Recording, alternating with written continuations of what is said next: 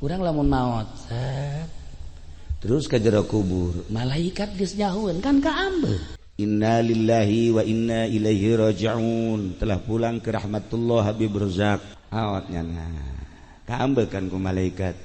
oh ini Habib bener apa kagak ya kaambeun ya terserah Habib dah bener jangan enggaknya serah dia dah saya mah cuma ngomong aja inna lillahi wa inna ilaihi raji'un Haji Pendi malaikat ngambek bau karunggoni segini bau kredit segini bau kaambeun ku malaikat